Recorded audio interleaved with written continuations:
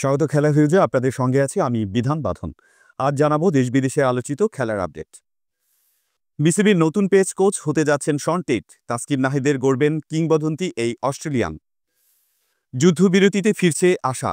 পাকিস্তান সফর নিয়ে বিসিবি প্রধানের ইতিবাচক বার্তা। সংঘাতের ছায়ায় পুরোপুরি স্থবির পাকিস্তানের ক্রিকেট অঙ্গন। বিরতির পর ফের আলোচনায় আইপিএল, মাঠে ফেরার তোড়জোড়।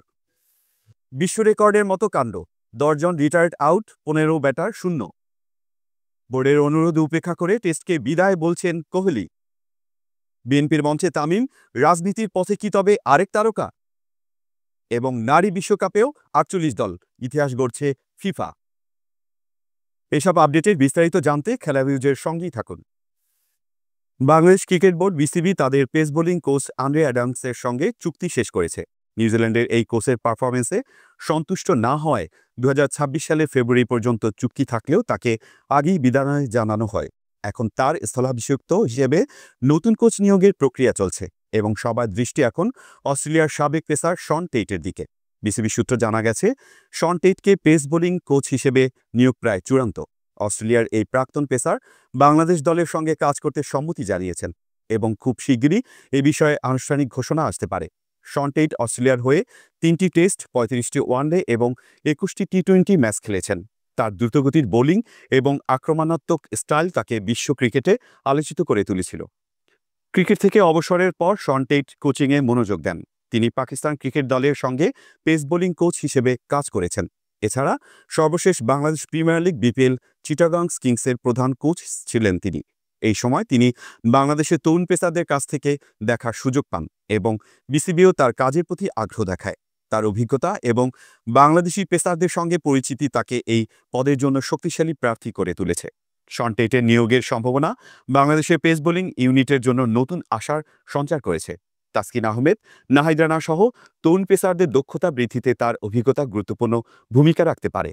বিসিবি আশা করছে শন টেইটের নেতৃত্বে বাংলাদেশের পেস বোলিং আন্তর্জাতিক মঞ্চে আরও প্রতিযোগিতামূলক হবে। তবে এই নিয়োগের চূড়ান্ত ঘোষণার জন্য ক্রিকেট প্রেমীরা এখন অপেক্ষার প্রহর গুনছেন। শন টেইটের সম্ভাব্য নিয়োগ বাংলাদেশ ক্রিকেটের পেস বোলিংয়ে নতুন গতি যোগ করবে বলে আশা করা হচ্ছে। তার অভিজ্ঞতা এবং আক্রমণাত্মক কোচিং স্টাইল তরুণ পেসারদের সম্ভাবনাকে আরও উজ্জ্বল করতে পারে। বাংলাদেশ ক্রিকেট দলের পাকিস্তান সফর নিয়ে সৃষ্ট অনিশ্চয়তার মধ্যে আশা আলো দেখালেন বিসিবি প্রধান ফারুক আহমেদ। ভারত পাকিস্তানের উত্তেজনার কারণে সিরিজটি নিয়ে প্রশ্ন উঠলেও সাম্প্রতিক যুদ্ধবিরতি পরিস্থিতি স্বাভাবিক করছে। চলতি মাসে বাংলাদেশ ক্রিকেট দলের পাকিস্তান সফরে যাওয়ার কথা ছিল, যেখানে লিটন দাসের নেতৃত্বে দলটি 5টি টি-20 ম্যাচ খেলার জন্য প্রস্তুতি নিচ্ছিল। বিসিবি ইতিমধ্যে এই সিরিজের জন্য দল ঘোষণা করেছে। তবে কাশ্মীর ইস্যুতে ভারত পাকিস্তানের মধ্যে চলমান উত্তেজনার কারণে এই সিরিজ নিয়ে অনিশ্চয়তা দেখা দেয়। এই পরিস্থিতিতে পাকিস্তান সুপার লিগ পিএসএল এবং ইন্ডিয়ান প্রিমিয়ার লিগ আইপিএল স্থগিত হয়ে যায়, যা ক্রিকেট বিশ্বে উদ্বেগ সৃষ্টি করে। তবে গত শনিবার ভারত পাকিস্তান যুদ্ধবিরতিতে সম্মত হওয়ায় পরিস্থিতি এখন অনেকটাই স্বাভাবিক হচ্ছে। এর ফলে পিএসএল এবং আইপিএল আবার মাঠে গড়ানোর প্রস্তুতি শুরু হয়েছে। এই ঘটনা পাক বাংলাদেশের পাকিস্তান সফরের সম্ভাবনাকে উজ্জ্বল করেছে। বিসিবি প্রধান ফারুক আহমেদ একটি গণমাধ্যমকে বলেন, পাকিস্তানে সিরিজ হওয়ার সম্ভব। আমরা এখন দুবাইয়ে যাচ্ছি, যেখানে সংযুক্ত আরব আমিরাতের বিপক্ষে 2টি ম্যাচ খেলব। এই ম্যাচগুলির পর আমরা পাকিস্তান সিরিজের অবস্থা আরও ভালোভাবে বুঝতে পারব। আমরা এই সিরিজ নিয়ে আশাবাদী, ইনশাল্লাহ। তিনি আরও জানান, পাকিস্তানের সিরিজটি নিরাপদে আয়োজনের জন্য বিসিবি পাকিস্তান ক্রিকেট বোর্ডের সঙ্গে নিবিড় যোগাযোগ রাখছে। এদিকে যুদ্ধবিরতির ঘোষণার পর পিএসএলের বাকি 8টি ম্যাচ আয়োজনের প্রস্তুতি শুরু হয়েছে। পূর্ব নির্ধারিত সূচি অনুযায়ী পিএসএলের ফাইনাল হওয়ার কথা ছিল 18ই মে। এই ঘটনা পাকিস্তানের ক্রিকেট কার্যক্রম পুনরায় শুরুর ইঙ্গিত দিচ্ছে, যা বাংলাদেশ সফরের সম্ভাবনাকে আরও শক্তিশালী করছে। বিসিবি আশা করছে আগামী 25শে মে থেকে শুরু হওয়া এই সিরিজ নির্ধারিত সময় পাকিস্তানে অনুষ্ঠিত হবে। লিটন দাসের নেতৃত্বে বাংলাদেশ দল এই সিরিজে শক্তিশালী পারফরমেন্স দেখাতে প্রস্তুত। তবে সিরিজটি পাকিস্তানে হবে নাকি অন্য কোনো নিরপেক্ষ ভেন্যুতে, তা এখনও চূড়ান্ত হয়নি। বিসিবি এবং পাকিস্তান ক্রিকেট বোর্ড পরিস্থিতি পর্যবেক্ষণ করছে এবং দুবাইয়ের ম্যাচগুলোর পর এ বিষয়ে সিদ্ধান্ত নেওয়া হবে। পাকিস্তান সিরিজ নিয়ে বিসিবির প্রধানের আশাবাদী বক্তব্য ক্রিকেট প্রেমীদের মধ্যে নতুন উৎসাহ জাগিয়েছে। যুদ্ধবিরতির পর পরিস্থিতির উন্নতি এই সিরিজ পাকিস্তানে আয়োজনের সম্ভাবনাকে উজ্জ্বল করেছে। ভারত পাকিস্তান উত্তেজনার জেরে পাকিস্তানের ক্রিকেটে নেমে এসেছে বড় ধাক্কা। পাকিস্তান সুপার লিগের পর এবার বন্ধ ঘোষণা করা হয়েছে আরও 3টি ঘরোয়া টুর্নামেন্ট। বাংলাদেশে পাকিস্তান সফর নিয়েও দেখা দিয়েছে অনিশ্চয়তা। ভারত পাকিস্তানের মধ্যে কাশ্মীর ইস্যুতে চলমান উত্তেজনার প্রভাব পড়েছে দুই দেশের ক্রীড়াঙ্গনে। পাকিস্তান ক্রিকেট বোর্ড পিসিবি নিরাপত্তা পরিস্থিতির কারণে পাকিস্তান সুপার লিগ পিএসএল স্থগিত করার পর এবার আরও 3টি ঘরোয়া টুর্নামেন্ট বন্ধ ঘোষণা দিয়েছে। এগুলো হলো প্রেসিডেন্ট ট্রফি গ্রেড 2 টুর্নামেন্ট, আন্তজেলা চ্যালেঞ্জ কাপ এবং আন্তজেলা অনূর্ধ্ব 19 ওয়ানডে টুর্নামেন্ট। পিসিবির বিজ্ঞপ্তিতে বলা হয়েছে, দেশে বর্তমান নিরাপত্তা পরিস্থিতির কারণে এই সিদ্ধান্ত নেওয়া হয়েছে। পিসিবি জানিয়েছে, এই টুর্নামেন্টগুলো ভবিষ্যতে পুনরায় শুরু হবে এবং বাকি ম্যাচগুলোর সূচি শিগগিরই প্রকাশ করা হবে। তবে কবে থেকে এগুলো শুরু হবে তা এখনও স্পষ্ট করা হয়নি। পাকিস্তানের প্রধানমন্ত্রী শেহবাজ শরীফের পরবর্তী নির্দেশনার ভিত্তিতে পিএসএল এবং অন্যান্য ক্রিকেট কার্যক্রম মাঠে গড়ানোর সিদ্ধান্ত নেওয়া হবে। এই সংকটে পাকিস্তানের ঘরোয়া ক্রিকেটের উন্নয়ন এবং তরুণ ক্রিকেটারদের জন্য বড় চ্যালেঞ্জ তৈরি হয়েছে। ভারত পাকিস্তান উত্তেজনার মধ্যে স্থগিত হওয়া ইন্ডিয়ান প্রিমিয়ার লিগ আইপিএল ফের মাঠে ফেরার প্রস্তুতি নিচ্ছে। যুদ্ধবিরতির ঘোষণার পর বিসিসিআই এবং ফ্রাঞ্চাইজিগুলি বিদেশি খেলোয়াড়দের ফিরিয়ে আনার জন্য জোর প্রচেষ্টা চালাচ্ছে। ভারত পাকিস্তানের মধ্যে কাশ্মীর ইস্যুতে সীমান্তে উত্তেজনা বৃদ্ধি পাওয়ায় গত শুক্রবার ভারতীয় cricket control board BCCI IPL 1 সপ্তাহের জন্য স্থগিত করে।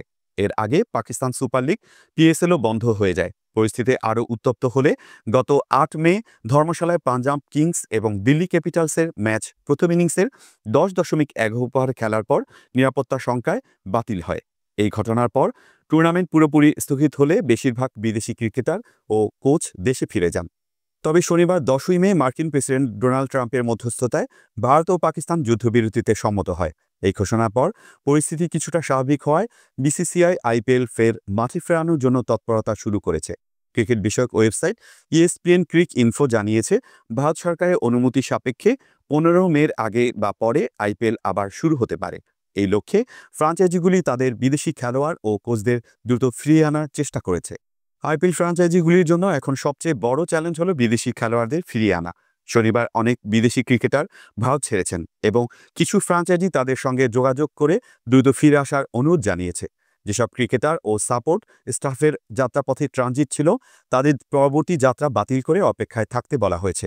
একটি ফ্রাঞ্চাইজি রোববার ভারত ছাড়ার কথা থাকা কোচদের যাত্রা বাতিল করতে নির্দেশ দিয়েছে। কিছু ফ্রাঞ্চাইজি তুলনামূলকভাবে ভালো অবস্থায় রয়েছে। উদাহরণস্বরূপ, গুজরাট টাইটান্সের মাত্র 2 জন বিদেশি খেলোয়াড় জস বাটলার এবং জেরাল্ড কুটসিয়া ভারত ছেড়েছেন। দলটি তাদের ফিরিয়ে আনার জন্য কাজ করছে। বেশিরভাগ ফ্রাঞ্চাইজি আশাবাদী যে মে মাসের মধ্যে টুর্নামেন্ট শুরু হলে অধিকাংশ বিদেশি খেলোয়াড় ফিরে আসবে। তবে যদি টুর্নামেন্ট 25 মের পরে গড়ায়, তাহলে দ্বিপাক্ষিক সিরিজ এবং টেস্ট চ্যাম্পিয়নশিপের কারণে অনেক খেলোয়াড়ের ফেরা অনিশ্চিত হয়ে পড়বে। সূচি অনুযায়ী 25 মে কলকাতায় আইপিএল ফাইনাল হওয়ার কথা। যুদ্ধবিরতির ঘোষণার পর আইপিএল ফের মাঠে ফেরার সম্ভাবনা ক্রিকেট প্রেমীর মনে আশা সঞ্চার করেছে। তবে বিদেশি খেলোয়াড়দের ফিরিয়ে আনা এবং নিরাপত্তা নিশ্চিত করা এখন বিসিসিআইয়ের জন্য বড় চ্যালেঞ্জ। টি-20 বিশ্বকাপের বাছাই পর্বে এক অভিনব ঘটনায় সংযুক্ত আরব আমিরাতের নারী দল ইতিহাস গড়েছে। 10 জন ব্যাটার রিটায়ার্ড আউট এবং 15 জন ব্যাটার 0 রানে আউট হওয়ার পর এই ম্যাচে আমিরাত জয় পেয়েছে কাতারের বিপক্ষে। টি-20 বিশ্বকাপের বাছাই পর্বে ব্যাংককে মুখোমুখি হয় সংযুক্ত আরব আমিরাত এবং কাতারের নারী ক্রিকেট দল। এই ম্যাচে আমিরাতের নারী দল এমন এক কৌশল নিয়েছে যা টি-20 ক্রিকেটের ইতিহাসে বিরল। টস জিতে প্রথমে ব্যাটিংয়ের সিদ্ধান্ত নেন আমিরাতের অধিনায়ক এশা ওঝা। তিনি এবং উইকেটকিপার ব্যাটার তিস্তা সতীশ দুর্দান্ত শুরু করেন। মাত্র 15.5 ওভারে তাদের উদ্বোধনী জুটিতে ওঠে 192 রান। এশা ওঝা 55 বলে 113 রান করে অপরাজিত থাকেন, যার মধ্যে ছিল 14টি 4 এবং 5টি ছক্কা। তিস্তা সতীশ 42 বলে 74 রান করেন 11টি 4-এর সাহায্যে, কিন্তু ম্যাচের 16তম ওভারের শেষ বলে এশা নিজেকে রিটায়ার্ড আউট ঘোষণা করেন। একই সময় তিস্তাও রিটায়ার্ড আউট হন। এরপর আমিরাতের আরও 8 জন ক্রিকেটার পরপর নিজেদের রিটায়ার্ড আউট ঘোষণা করেন, যারা কেউই কোনো বল খেলেননি। ফলে মাত্র 16 ওভারে 192 রানে আমিরাতের ইনিংস শেষ হয়, যা এক প্রকার ইনিংস ঘোষণার মতো। আশ্চর্যজনকভাবে তাদের 10 উইকেট পড়লেও কাতারের বোলাররা একটিও উইকেট পাননি। জবাবে ব্যাট করতে নেমে কাতারের নারী দল মাত্র 11.1 ওভারে 29 রানে অল আউট হয়ে যায়। দলের পক্ষে সর্বোচ্চ 29 বলে 20 রান করেন রিজভা বানো এমানুয়েল। এছাড়া অ্যাঞ্জেলিন মারে 5 এবং শাহরিন বাহাদুর 2 রান করেন। কাতারের 7 জন ব্যাটার 0 রানে আউট হন। আমিরাতের বোলিংয়ে মিশেল বোথা 11 রানে 3 উইকেট, কেটি থমসন 6 রানে 2 উইকেট এবং এশা ও বৈষ্ণবী মহেশ 1 রানে 1 উইকেট নেন। ইন্দুজা নন্দকুমার কোনো রান না দিয়ে 1 উইকেট পান। ফলে আমিরাত 163 রানের বিশাল জয় পায়। এই ম্যাচে মোট 15 জন ব্যাটার 0 রানে আউট হন, যার মধ্যে কাতারের 7 জন এবং আমিরাতের 8 জন রিটায়ার্ড আউট। আমিরাতের এই কৌশল তাদের বোলারদের পর্যাপ্ত সময় দেয় কাতারের ব্যাটিং ধসিয়ে দেওয়ার জন্য। এই অভিনব সিদ্ধান্ত ক্রিকেট বিশ্বে ব্যাপক আলোচনায় জন্ম দিয়েছে এবং এটি টি-20 ক্রিকেটের ইতিহাসে একটি বিরল ঘটনা হিসেবে স্থান পেয়েছে। সংযুক্ত আরব আমিরাতের এই অভিনব কৌশল এবং কাতারের ব্যাটিং ধস টি-20 বিশ্বকাপ বাছাই পর্বে একটি স্মরণীয় ম্যাচ উপহার দিয়েছে। আমিরাতের এই জয় তাদের বিশ্বকাপের মূল পর্বে যাওয়ার সম্ভাবনাকে আরও উজ্জ্বল করেছে। ভারতীয় ক্রিকেটের তারকা বিরাট কোহলি টেস্ট ক্রিকেট থেকে অবসরের সিদ্ধান্তে অটল রয়েছেন।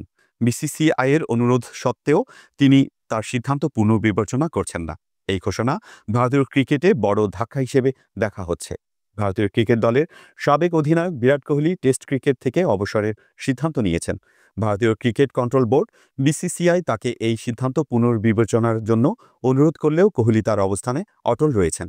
ভারতীয় সংবাদ মাধ্যম টাইমস অব ইন্ডিয়ার খবরে বলা হয়েছে, গত 7 মে রোহিত শর্মা টেস্ট ক্রিকেট থেকে অবসরের ঘোষণা দেওয়ার পর কোহলিও এই পথে হাঁটার ইঙ্গিত দেন। তিনি বিসিসিআইকে তার সিদ্ধান্তের কথা জানিয়ে দেন। বিসিসিআইয়ের এক কর্মকর্তা টাইমস অব ইন্ডিয়াকে জানিয়েছেন, প্রায় 2 সপ্তাহ আগে কোহলি প্রধান নির্বাচক অজিত আগারকারকে তার অবসরের সিদ্ধান্ত জানান। নির্বাচকরা তাকে অন্তত আসন্ন ইংল্যান্ড সিরিজ পর্যন্ত খেলা চালিয়ে যাওয়ার অনুরোধ করেন। তবে কোহলি তার সিদ্ধান্ত থেকে সরে আসেননি। জানা গেছে, আগামী সপ্তাহে দল নির্বাচনী সভার আগে তিনি চূড়ান্তভাবে তার অবসরের ঘোষণা দিতে পারেন। অস্ট্রেলিয়া সফরের সময় কোহলি সতীর্থদের কাছে এবং আইপিএলের মাঝে বিসিসিআইকে তার অবসরের ইচ্ছার কথা বারবার জানিয়েছেন। কোহলির এই সিদ্ধান্তে বিসিসিআই কিছুটা বিচলিত হয়ে পড়েছে, কারণ রোহিত শর্মা এবং কোহলির মতো 2 গুরুত্বপূর্ণ ক্রিকেটারের টেস্ট ক্রিকেট ছাড়া ভারতীয় দলের জন্য বড় চ্যালেঞ্জ হবে। সাম্প্রতিক সময় কোহলির টেস্ট ফর্মও তেমন ভালো ছিল না।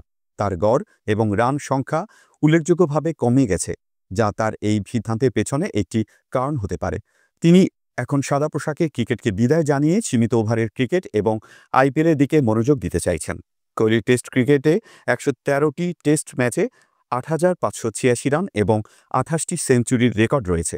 তার অবসর ভারতীয় ক্রিকেটের একটি যুগের অবসান হিসেবে দেখা হচ্ছে। তবে তিনি সীমিত ওভারের ক্রিকেটে এখনও ভারতের হয়ে খেলা চালিয়ে যাবেন বলে আশা করা হচ্ছে।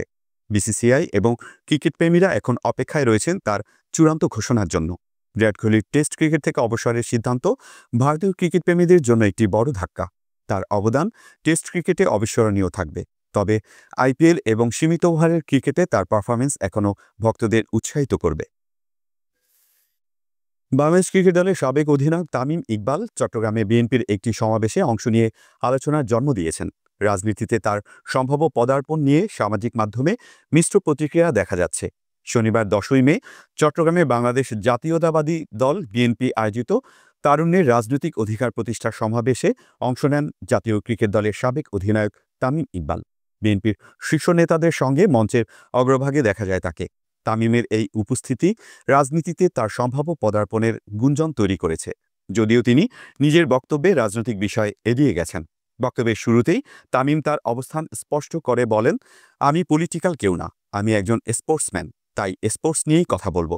তিনি চট্টগ্রামের ক্রীড়াঙ্গনের গত 15 বছরের পশ্চাৎপদতার কথা তুলে ধরেন। তামিম বলেন, একটা সময় জাতীয় দলে চট্টগ্রামে 6-7 জন ক্রিকেটার থাকত, কিন্তু গত 15 বছরে কষ্টের সৃষ্টে 1 জন বা 2 জন সুযোগ পেয়েছেন। এমনটা কেন হচ্ছে তার কারণ খুঁজে বের করা জরুরি। তিনি ভবিষ্যতে এই চিত্র বদলানোর আশা প্রকাশ করেন। তামিমের সতীর্থ মাশরাফি বিন মর্তুজা এবং সাকিব আল হাসান আগেই রাজনীতিতে পা রেখেছেন। তারা আওয়ামী লীগের হয়ে বিতর্কিত নির্বাচনে অংশ নিয়ে সংসদ সদস্য হয়েছেন। তবে তামিম এতদিন রাজনীতি থেকে দূরে ছিলেন। বিএনপির সমাবেশে তার উপস্থিতি সামাজিক মাধ্যমে মিশ্র প্রতিক্রিয়ার জন্ম দিয়েছে।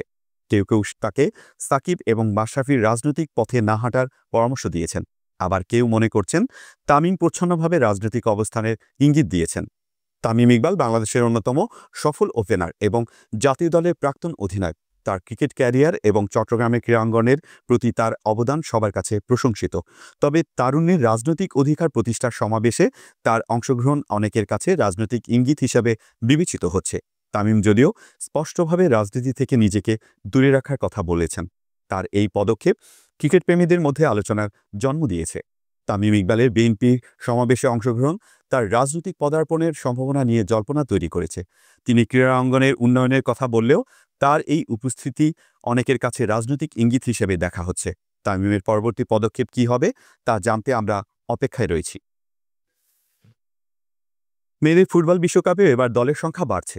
2031 থেকে 32টির পরিবর্তে 48টি দল অংশ নেবে।